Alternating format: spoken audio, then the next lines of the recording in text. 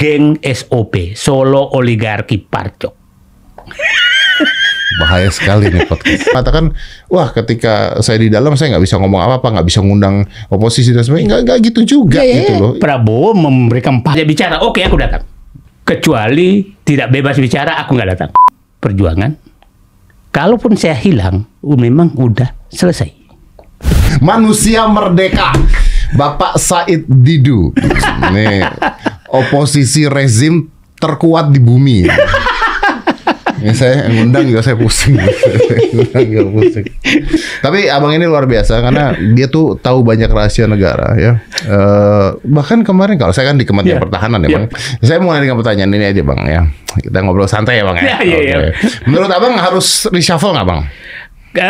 Kalau untuk perbaikan, saya pikir sudah saatnya untuk menentukan siapa orang-orang sekitarnya yang sesuai visi dan misi yang dia ingin jadi presiden. Sudah jadi saatnya. Harus reshuffle? Harus. Harus reshuffle? Harus.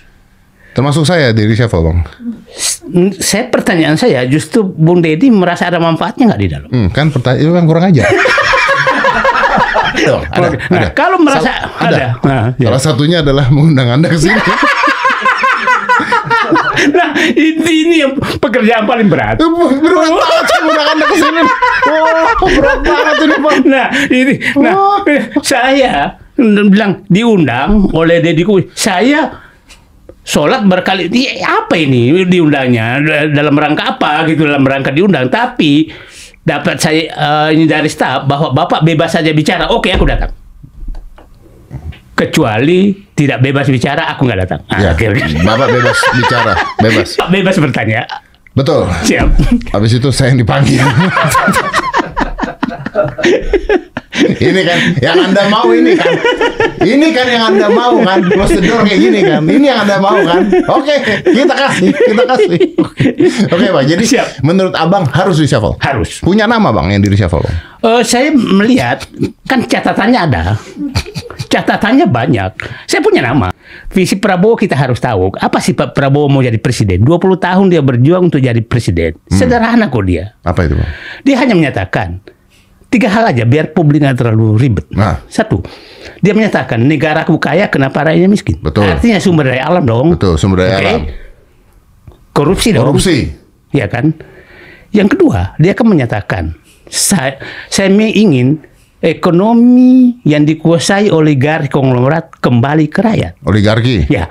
Oke. Itu kan yang kedua. Yang ketiga menyatakan kedaulatan yang selama ini sudah diatur-atur oleh orang yang punya uang harus kembali ke rakyat. Kan rakyat. 3 itulah yang dia. Berarti kan 3 itu rakyat, Bang. Rakyat.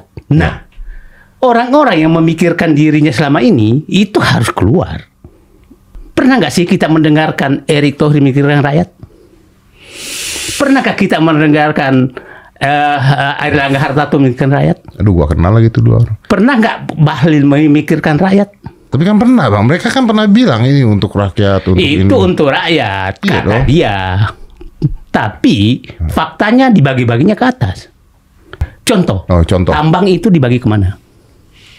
Oke. Hutan dibagi kemana? Oke. Terus laut dibagi boleh kemana? Udahan aja nggak? Kita podcast udahan. Kita boleh udahan aja podcast mereka. Dia nyebut nama banyak nih barusan. Kita, Bung Deddy, terlalu lama. Istilahnya kalau Jawa, kebetulan saya bukan Jawa, mendem joro apa? Ya, mikul dhuwur mendem joro. Iya, jadi nahan lah ya. Nahan.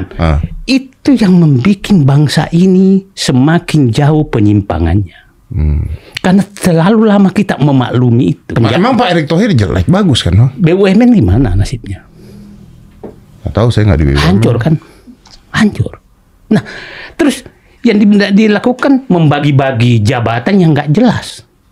Ya, Budi Ari, kenapa masih dipertahankan?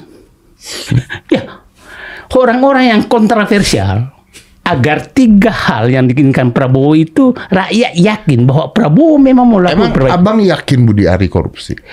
Lepas kalau udah pejabat publik, kalau Anda sudah kontroversi, Anda harus tahu diri. Clear. Jadi masalah dia korup nggak ada urusan? Itu urusan lain nanti. Begitu. Daripada terpenjara, ya kan? Karena nggak mungkin asap kalau nggak ada api. Nggak mungkin. Dan ini kan, orang sekitarnya udah terbukti kok. Ya betul, Ya. betul. Ada arah ke Ya, sana betul, kan, ada arah ke ya sana. dia mengambil pegawai dan sebagainya. Terus yang paling lucu adalah bawa-bawa partai dan nama BG. Ya. Dan begini, saya ini bekas pejabat. Ya. Kalau orang di satu tingkat di bawah kita sudah kena, itu sangat susah dibantah bahwa kita tahu. Nggak bisa Anda bantah. Itu bagi saya koruptor tidak ada ampun di depan saya. Itu kita kata Ya, kasarnya. ya.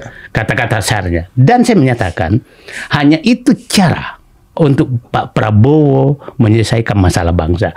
Bung Deddy, yang kita harus pikirkan sekarang ini, kalau tidak ada perbaikan ekonomi, ini rakyat di bawah mungkin paling lama bisa tahan 6 bulan lagi.